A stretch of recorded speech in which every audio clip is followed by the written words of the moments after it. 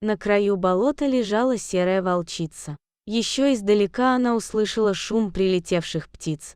Тихо и незаметно подошел волк-самец. За ним два волка, первогодка, и замыкали шествие, след в след, 4 волчонка, выводок этого года. Во влажном мху оставались глубокие следы. Перестроившись, впереди шла волчица, волчата и последним волк. Молодняк от нетерпения норовили забежать вперед, но грозный оскал матери укрощал их азарт. Непонятно откуда, выскочил и плелся далеко позади стаи, тощий, с шерстью торчащей скатанными клочками маленький звереныш. Он торопился догнать свою семью, но делал это так шумно. Волчонок боялся, что его прогонят, как было уже не раз. Суровый предупреждающий взгляд волка-самца заставлял дрожать и припадать к влажному мху. От мокрых живота и лап он совсем замерз, но больше всего его страшило потеряться и отбиться от стаи. У самого озера звери разделились. Одна группа с самцом пошла в обход. Вторая, с волчицей, осталась в засаде. Здесь их логово, здесь родились и выросли волчата. Тут малыши познакомились со старшими первогодками. Прошлогодние волчата-переярки жили почти отдельно, но не покидали родителей. Для младших они никогда не приносили еду, даже отбирали и доедали несъеденное. Часто родители уходили на охоту, щенки сидели тихо и терпеливо ждали возвращения. В первые дни они кормились молоком матери, потом мясной отрыжкой родителей. Когда зубы окрепли, начали пробовать сырое мясо.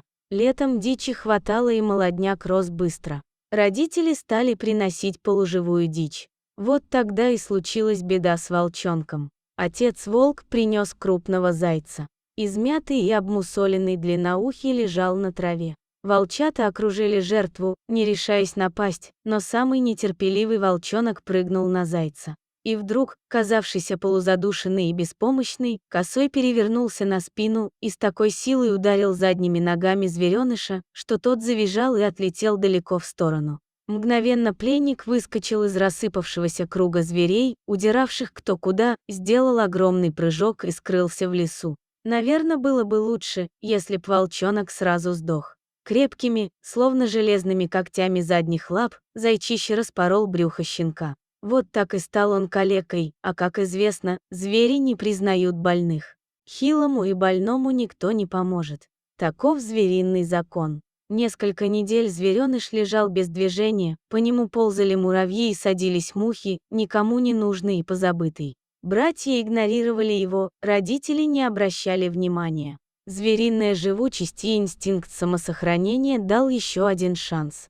Зализав раны, он пошел на поправку. Что он мог поймать и на что охотился? На мышей, лягушек, ящериц. Волчонок усвоил жестокое правило: поймал — съел, а то старшие отберут и вдобавок покусают. Калека навсегда потерял положение в стае.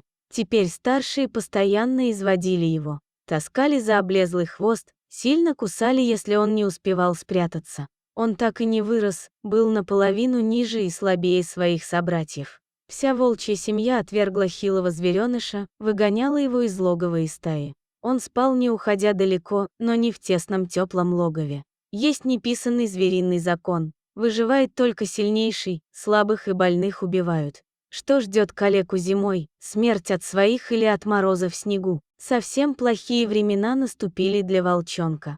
Он хотя и подрос на скудных харчах, но все равно остался слабым, хилыми, с кривыми недоразвитыми лапами. Старшие стали донимать его все чаще и все злее, в них просыпался хищник. Слабый волчонок был удобной добычей для тренировок инстинкта.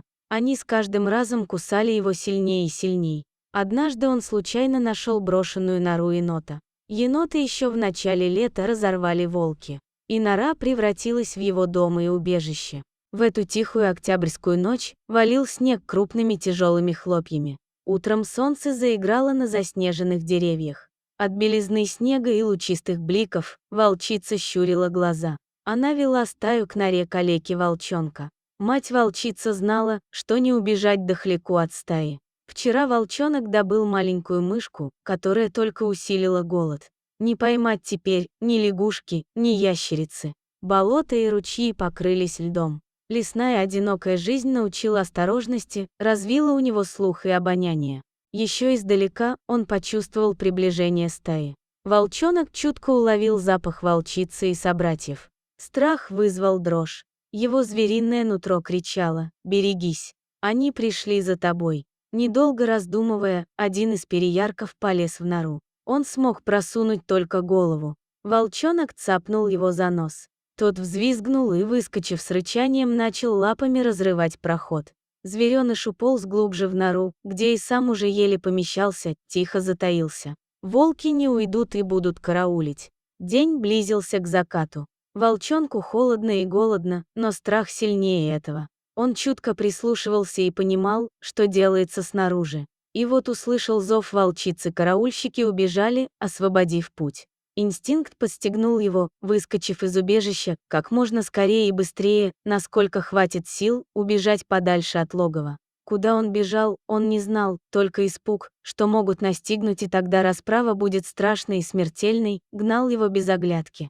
В лесу по снегу бежать трудно. Выскочив на лесную дорогу, он припустил еще быстрей. Волчонок не заметил человека, идущего по дороге. Когда налетел на его ноги, повалился на спину и поднял недоразвитые лапы вверх. Он ожидал удара, боли, даже смерти. Человек присел и погладил щенка по голове. Первым желанием было вцепиться зубами, но от руки шло тепло. Добрые ласки лесника остановили роковой порыв. Волчонок позволил ему взять себя на руки. Человек поднял его на уровень лица и пристально посмотрел на волчонка, поворачивая его то в одну сторону, то в другую. Ему пошел 4-й месяц, зверёныш за лето не подрос и походил на 3-месячного щенка собаки.